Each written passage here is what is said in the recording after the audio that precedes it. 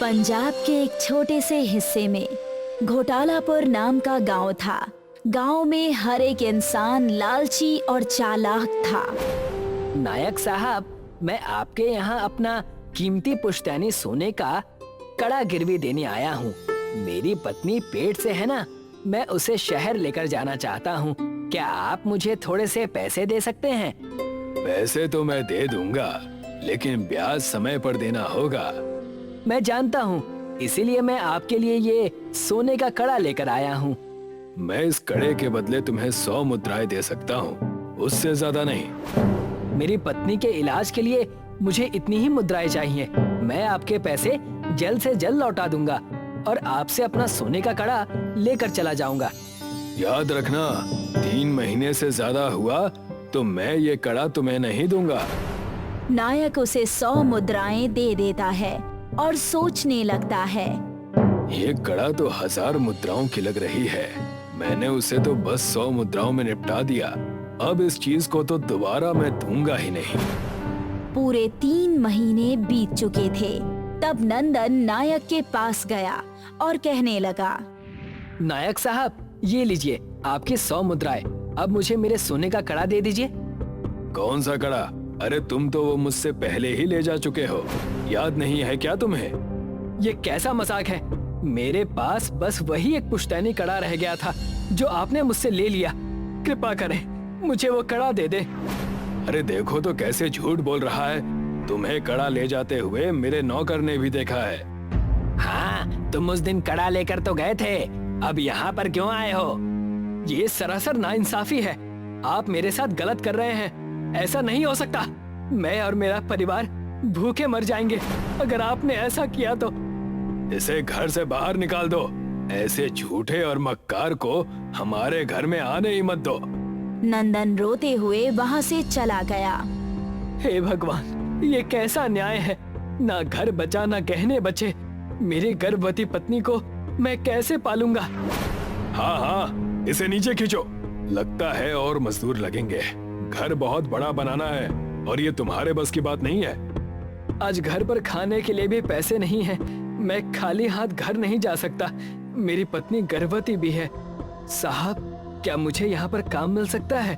मैं बड़ी दुविधा में हूँ। तुम्हें काम आता है? एक काम करो, आज सिर्फ तुम ईंटें ढो। ईंटों की इस बड़ी ढेर से ईंटें निकाल कर मजदूरों तक पहुँचाओ। शुक्रिया, मैं मन लगाकर काम करूँगा। नंदन उन ईंटों को एक टोकरी में रखकर उन्हें मजदूरों के पास पहुंचाने लगा, लेकिन पेट में खाना न होने की वजह से नंदन उसी ईंटों के ढेर में गिर गया और सारे ईंट उसके पैरों पर गिर गए। हाय, मेरा पैर! हाय, मेरा पैर! हे भगवान, बचाओ, बचाओ! मुझे यहाँ से बाहर निकालो। नंदन को ईंटों में दबा देखकर सारे मजदूर उसके पास आ गए।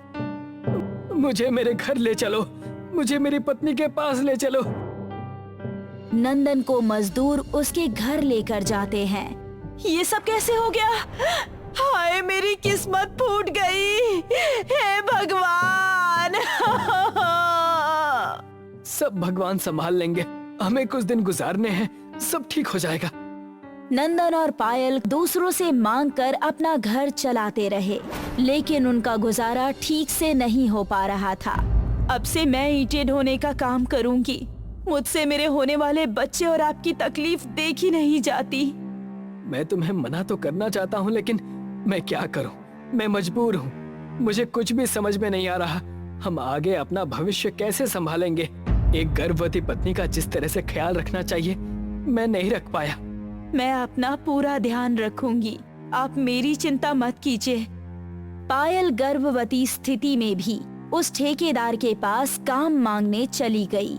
मालिक, मैंने सुना है कि आप बहुत ही दयालु हैं।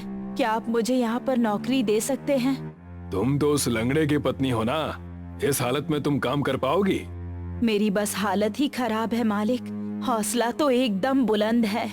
अच्छा अच्छा, इस हौसले को लेकर तुम उस ईंट के ढेर के पास चली जाओ और वहाँ जाकर 2-2 ईंटें ही यहाँ लाकर दे दो।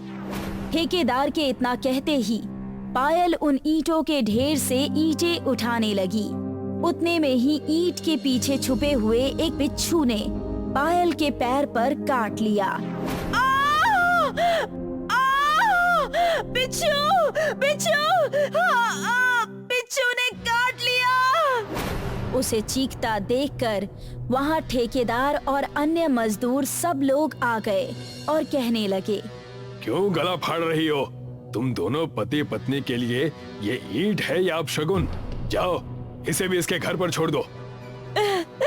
मेरे पैसे मुझे दे दीजिए, मैं यहाँ से चली जाऊंगी। आधे दिन तो मैंने यहाँ पर आपका काम किया है ना, तो कम से कम आधे दिन की मजदूरी ही दे दीजिए। ठेकेदार ने पायल को पैसे दे दिए और कुछ सब्जियां खरीद कर अपने घर चली गई। उस दिन मेरे पैर पर ईंटें गिरे, आज तुम्हें बिच्छू ने काट लिया। वो तो ठेकेदार साहब की मेहरबानी थी कि उन्होंने थोड़े पैसे हमें दे दिए। जब से उस बिच्छू ने मुझे काटा है, मुझे बहुत ही अजीब सा महसूस हो रहा है। पता नहीं क्या हो गया है।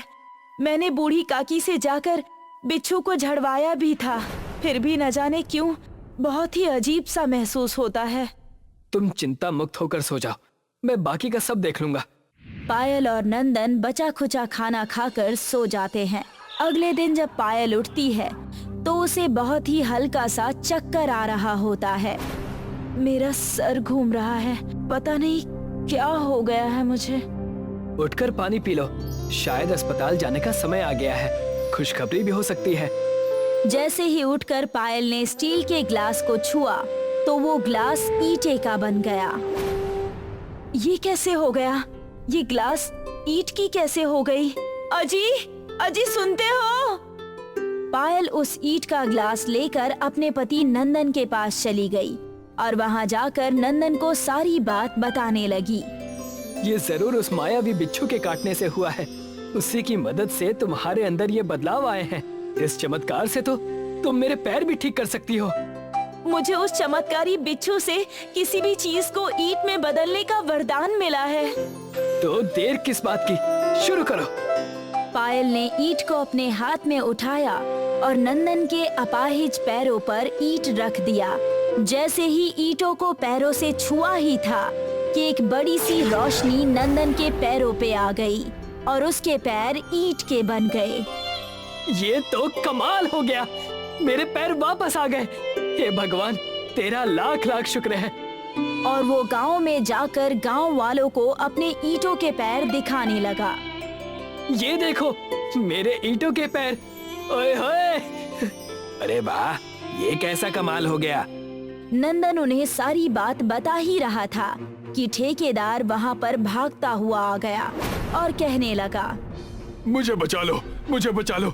मुझ पर ईंटें चुराने का आरोप लगा है, जिस वजह से दूसरे गांव वाले मुझे मारने के लिए आ रहे हैं। आप उसकी चिंता मत कीजिए, मैं उन्हें देख लूंगी। मारो इसे, इसने सारे ईंटें चुरा लिए, कहीं का नहीं छोड़ेंगे तुम्हें हम।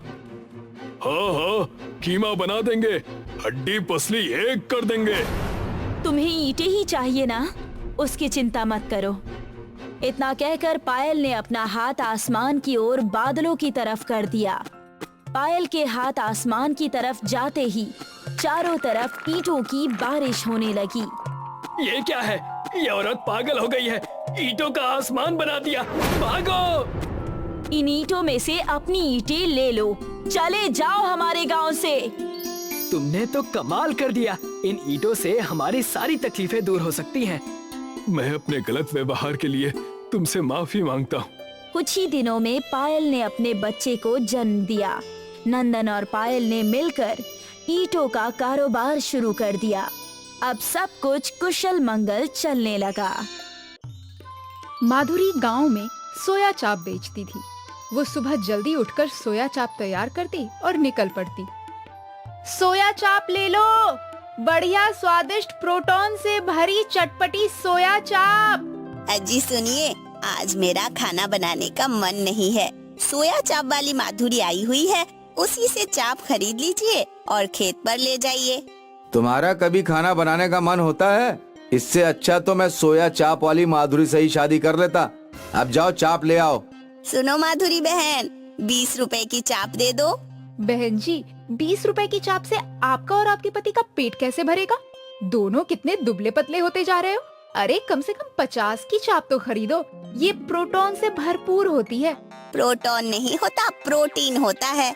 हाँ हाँ, मैं भी वही कह रही हूँ। माधुरी अपने मधुर स्वभाव और मीठी बोली से लोगों के दिल जीत लेती थी। अरे ओ काकी, अब तुम्हारी तबीयत ठीक है या नहीं? हाँ हाँ बिटिया, रामपुर से दवा लेकर आई हूँ, अब थोड़ा सा आराम है। सोया चाप खाओ काकी, प्रोटॉन से भरपूर होती है, ताकत देती है। ठीक है बेटी, अब 20 की दे दो। अरे ओ शकरपुर वाली मौसी, तुम्हारी लड़की को क्या हुआ? वो पेट से थी ना? लड़का हुआ है। अरे वाह मौसी, मिठाई खिलाओ इसी बात पे। चल घर चल, फिर मैं तुझे मिठाई खिलाती हूँ। माधुरी शकरपुर वाली मौसी के घर जाती है। मिठाई तो खाती ही है, साथ में चाप भी बेच आती है। इस तरह माधुरी सोया चाप बेचकर अच्छी कमाई कर लेती थी। माधुरी के घर पर उसका बीमार पति और उसकी बेटी थी। आ गई माँ, पिताजी को आज फिर बहुत खांसी आ रही है। अरे उन्हें तो खांसी आती ही रहती है। मेरे फूटे भाग्य थे, तेरे पिताजी से मेरी शादी हुई। शादी के बाद पता चला कि इन्हें इतनी सारी बीमारियां हैं। अगर शादी से पहले ही बता देते तो मैं इनसे शादी ही ना करती। माँ, मेरे लिए 500 दे दो, मैं नया सूट सलवार खरीद लाऊंगी। अभी पिछले हफ्ते ही तो तूने नया सूट खरीदा था, अब फिर से एक नया सूट। मैं ये पैसे तेरी शादी के लिए बचा कर रख रही हूँ, और तू है कि दिन पर दिन सूट मांगे जा रही है। सारे पैसे कपड़े में ही उड़ा देगी तो मैं लड़के वाले को दहेज में क्या दूंगी? मुझे परवाह नहीं है दहेज वहेज की, सूट के पैसे दे दो वरना घर छोड़कर चली जाऊंगी। मजबूरी में माधुरी को अपनी बेटी को पैसे देने ही पड़े। काश किसी तरह मैं जल्दी से अमीर हो पाती। गांव में ढाकन नाम का एक सपेरा रहता था। एक दिन जब माधुरी सोया चाप बेचते हुए ढाकन के घर के पास से गुजर रही थी तो उसने देखा कि ढाकन एक सांप के आगे बीन बजा रहा है और सांप सोने के मोती उगल रहा है। माधुरी ने सोचा कि अगर वो सांप उसे मिल जाए तो वो एक झटके में अमीर हो जाएगी। माधुरी ढाकन के घर के अंदर गई। और ढाकन भैया, क्या हाल चाल है? पत्नी बच्चे सब सही से तो है ना? हाँ माधुरी बहन, सब अच्छे हैं। तुम्हें ये सांप कहाँ से मिला जो सोने की मोती दे रहा है? अरे माधुरी बहन, क्या हुआ? अभी कुछ महीनों पहले की बात है। लॉकडाउन लगा हुआ था। मैं शहर जाकर सांप का खेल नहीं दिखा पा रहा था क्योंकि लोग घर से बाहर ही नहीं निकल रहे थे। एक दिन ऐसा भी आया कि मेरे परिवार को भूख से मरने की नौबत आ गई। मैं एक पेड़ के नीचे बैठकर रोने लगा। वहां मुझे एक सांप पड़ा हुआ दिखा। सांप घायल था, शायद उसके ऊपर से कोई वाहन गुजर गया था। मैंने सांप की मरहम पट्टी की और उसे दूध पिलाया। बाद में पता चला कि ये कोई साधारण सांप नहीं है। इसके आगे बीन बजाओ तो ये सोने के मोती देता है। सब भगवान की कृपा है। अगर ये सांप उस दिन ना मिलता तो पता नहीं मेरा और मेरे परिवार का क्या होता। माधुरी वो सांप हासिल करने की तरकीबें सोचने लगी।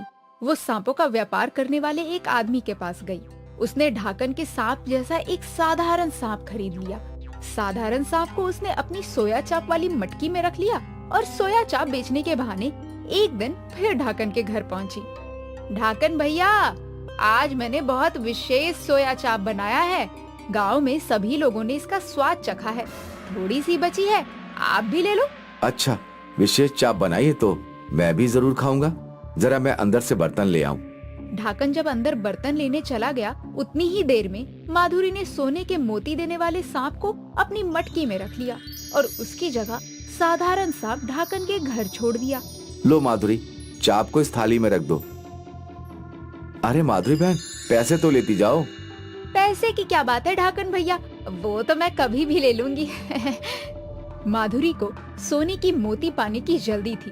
वो जल्दी से अपने घर पहुंची। उसने मटकी से सांप बाहर निकाला और सांप के सामने बीन बजाना शुरू कर दिया।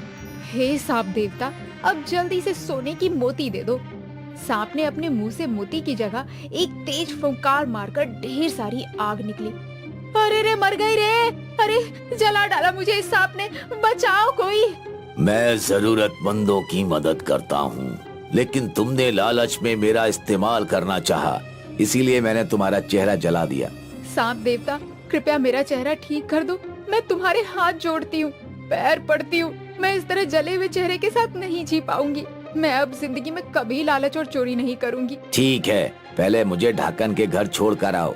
माधुरी ढाकन का सांप वापस दे आती है। तब जाकर सांप उसका चेहरा ठीक कर देता है।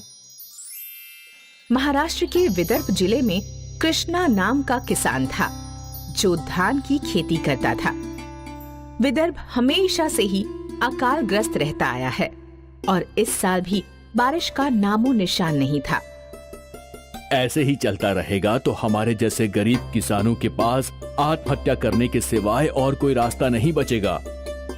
अरे धनी, ऐसी बातें अपने मुंह से मत निकाला करो। हे भगवान। उमा, तू ही बता, मैं करूं तो क्या करूं? पूरी मेहनत से खेत में काम करता हूं और फिर भी अकाल के कारण अनाज नहीं हो पाता। मेरा तो जीना ही बेकार है। अपने परिवार का पेट तक नहीं भर सकता हूं मैं। मेरा तो मर जाना ही अच्छा है। धनी, ऐसी बेफजूल की सोच अपने दिमाग में मत लाओ। कुछ न कुछ रास्ता जरूर होगा। अब क्या हम लोगों के घर जाकर काम करें? बाबा, मेरे पास एक रास्ता है। कैसा रास्ता? माँ, तुम्हारे पापड़ गांव में सबको पसंद आते हैं, है ना? हाँ, तो क्यों ना हम दोनों मिलकर पापड़ बनाएं और बेचें? इससे हमें कुछ पैसे भी जरूर मिल जाएंगे और बाबा की मदद भी हो जाएगी। ये मुझे पहले क्यों नहीं सूझा? इसका मतलब तू पापड़ बनाकर बेचेगी? किसी के घर में जाकर काम करने से तो अच्छा ही है ना? कृष्णा उमा की बात मान गया। अगले दिन से उमा और कमला ने घर में पापड़ बनाना शुरू कर दिया। सारे पापड़ बनाकर उन्होंने कृष्णा को दिया। जाकर इसे बाजार में बेच दो। कृष्णा उन पापड़ों की टोकरी लेकर बाजार गया। वहाँ वो पापड़ बेचने लगा। कुछ औरतों ने कृष्णा के पापड़ खरीदे। अब ये बाकी के पापड़ कल बेचूंगा। वो जब घर लौटा तो खुश था। लगभग सारे पापड़ बिक गए। भगवान की कृपा है। बाकी जो बचे हैं वो मैं कल बेच दूंगा। अगले दिन जब कृष्णा पापड़ लेकर बाजार गया तो उसके आते ही भीड़ लग गई। भाई, आपके पापड़ तो कमाल हैं। कल मैं थोड़े लेकर गई थी, सभी ने चाव से खाए। आज मुझे ज्यादा चाहिए। और देखते ही देखते कृष्णा के सारे पापड़ बिक गए। उसने घर पहुंचकर अपनी पत्नी को ये सब बताया। तेरे पापड़ ने तो धूम मचा दी है। ऐसा ही चलता रहा तो कमला जल्दी स्कूल जा पाएगी। उमा ने भगवान को धन्यवाद किया। और हाँ, आज से ज्यादा पापड़ बनाना। कुछ ग्राहकों को खाली हाथ वापस जाना पड़ा था। अब से माँ बेटी दिन भर पापड़ बनाया करती थी। जैसे ही ये पापड़ लेकर कृष्णा बाजार जाता, झटपट सारे पापड़ बिक जाते। एक दिन कृष्णा के ये पापड़ एक सेठ ने खरीदे। अगले दिन वो सेठ कृष्णा को ढूंढते ढूंढते उसके घर पहुंच गया। भाई, कल मैंने तुमसे पापड़ खरीदे थे। वाह, क्या स्वाद था उनका। धन्यवाद सेठ जी। मेरी कई दुकानें हैं शहर में। क्या तुम मुझे पापड़ सप्लाई कर सकते हो? पर सेठ जी, अभी तो हमारा व्यापार बहुत छोटा है। मेरी पत्नी और बेटी ही पापड़ बनाती हैं। तो क्या हुआ, ये पैसे रखो और कुछ औरतों को भी काम पर रख लो। सेठ का ऑर्डर और पैसे मिलते ही उमा ने और कई औरतों को काम पर रख लिया। उन सभी की दैनिक स्थिति उमा की तरह ही थी। दीदी, आप नहीं होती तो आज मेरे बच्चे भूखे ही सो जाते। इस अकाल ने तो जीना मुश्किल कर दिया है। जिन गरीब औरतों को उमा और कृष्णा ने काम दिया था, वो सभी उन्हें दुआ दे रहे थे। कृष्णा और उमा ने कई गरीब औरतों और किसानों को काम दिया, जिससे उनके परिवार का गुजारा होने लगा। अब कृष्णा को पापड़ बेचने बाजार नहीं जाना पड़ता था और कमला स्कूल भी जाती थी। कृष्णा और उमा दोनों अपने व्यापार को बढ़ाने में जुट गए। शायद इन गरीब किसानों की दुआ ही थी जो देखते देखते उमा और कृष्णा का ये व्यापार बड़ा हुआ और अब उनकी एक फैक्ट्री थी जहाँ काफी औरतें काम किया करती थी। उमा को अपनी सफलता के लिए एक बड़ा सम्मानित अवार्ड भी मिला। आपने कई किसानों के परिवारों को बचाया है। आप लोगों को क्या कहना चाहेंगी? मुश्किल हालात जिंदगी में आते रहते हैं। मुश्किलों का सामना करना ही जिंदगी है। तो आपने देखा, उमा जी का कहना है कि उनकी इस सफलता का राज है मुश्किल हालातों का डटकर सामना करना। अगर उस दिन कृष्णा और उमा अपनी परेशानी के सामने हार मान लेते तो आज वो किसी और की मदद ना कर पाते। ये कहानी हमें सिखाती है कि चाहे जो भी हो, हमें हमेशा लड़ते रहना चाहिए। मिलकपुर नाम का एक सुंदर गांव था। गांव में साहिल नाम का एक गरीब आदमी अपनी पत्नी के साथ रहता था। साहिल एक दिन काम से लौट रहा था तो उसकी नजर बिरजू पापड़ वाले की दुकान पर पड़ी। बिरजू के पापड़ पूरे गांव में फेमस थे। गिरजा रोजाना दाल आलू खाकर बोर हो गई होगी, क्यों ना आज उसके लिए पापड़ ले जाऊं? वो खुश हो जाएगी। साहिल दुकान पर गया और दुकान वाले से पापड़ मांगे। 100 रुपए हैं तुम्हारे पास? 100 रुपए तो नहीं है बिरजू भाई, 20 रुपए हैं। 20 रुपए में मैं एक पापड़ भी नहीं दूंगा। बिरजू भाई, पापड़ इतने महंगे भी नहीं हैं कि 20 रुपए में एक पापड़ भी ना मिल सके। मेरी दुकान पर प्रीमियम पापड़ मिलते हैं। तुम्हें सस्ते पापड़ चाहिए तो किसी घटिया दुकान से खरीद कर ले जाओ। अब जाओ यहाँ से, मेरा टाइम खराब मत करो। गांव में पापड़ की कोई और दुकान नहीं थी। साहिल उस दिन बहुत उदास होकर घर लौटा। उसकी पत्नी ने उसके चेहरे की उदासी भांप ली। क्या हुआ? क्या आज फिर से मालिक से झगड़ा हो गया? नहीं, ये बात नहीं है। साहिल अपनी पत्नी को पापड़ के बारे में सारी बात बताता है। मुझे खुश करने के लिए पापड़ खरीदना चाहते थे और खरीद नहीं पाए तो उदास हो गए। कहते हैं जो होता है अच्छे के लिए होता है। इसमें अच्छे के लिए क्या हुआ है? आपने बताया कि गांव में पापड़ की कोई और दुकान नहीं है। मैं बिरजू से अच्छे और सस्ते पापड़ बना सकती हूँ। हम अपनी पापड़ की एक दुकान खोल सकते हैं। तुम अपनी नौकरी छोड़ दो। पैसे भी तुम्हारा मालिक बहुत कम पैसे देता है। लेकिन दुकान खोलने के लिए शुरुआत में कुछ पैसे भी तो चाहिए। मैं अपने गहने बेच दूंगी। साहिल ने नौकरी छोड़कर अपनी पत्नी के साथ पापड़ की दुकान खोली। उसने अपनी दुकान पर स्वादिष्ट और सस्ते पापड़ बेचने शुरू किए। गांव का गरीब से गरीब आदमी भी साहिल की दुकान पर पापड़ का मजा ले सकता था। धीरे धीरे बिरजू की दुकान से ग्राहकों की संख्या घटती गई और साहिल की दुकान पर भीड़ बढ़ती गई। साहिल गांव में आने वाले साधु महात्माओं को फ्री में पापड़ खिला देता था। उस दिन साहिल को पापड़ क्या नहीं दिया, उसने अपनी दुकान खोलकर मेरा धंधा ही चौपट कर दिया। लेकिन वो चिंता ना करे, मैं भी उसकी जिंदगी चौपट कर दूंगा। बिरजू अमीर तो था ही। उसने कुछ चोरों को बुलाया और उन्हें पैसे देकर कहा, साहिल के घर डाका तो डालना ही है, साथ में उसके सारे पापड़ भी फोड़ डालने हैं। चोर साहिल के घर में घुस गए। पहले उन्होंने साहिल और उसकी पत्नी को बेहोश कर दिया। फिर पैरों से कुचल कुचल कर सारे पापड़ फोड़ डाले और सारे पैसे उठाकर भाग गए। अगले दिन जब साहिल और गिरजा को होश आया तो उन्होंने देखा कि सारे पापड़ फूट चुके हैं और पैसे भी गायब हैं। साहिल और उसकी पत्नी दरवाजे पर बैठकर रोने लगे। उनके पास अब न पापड़ थे और न दोबारा धंधा शुरू करने के लिए पैसे। एक महात्मा साहिल के घर आए। तुम्हें शायद याद नहीं होगा, पर उस दिन मैं बहुत भूखा था तो तुमने मुझे मुफ्त में पापड़ खिलाया था।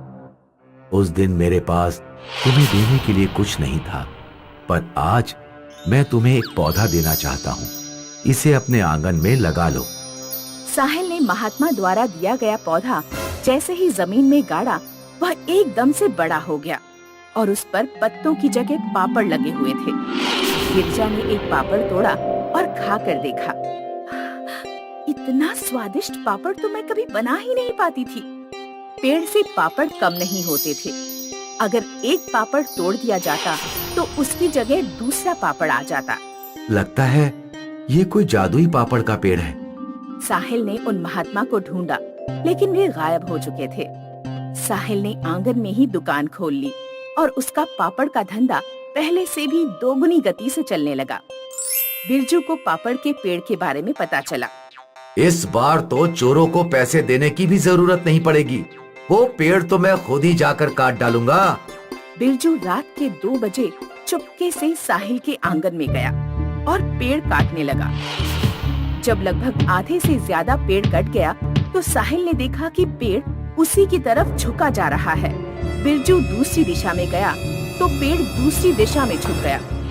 ये कैसा पेड़ है? जिधर मैं जा रहा हूँ उधर को ही झुका जा रहा है। 3 तक गिनती करूंगा, फिर इसे छोड़कर सीधे भाग लूंगा।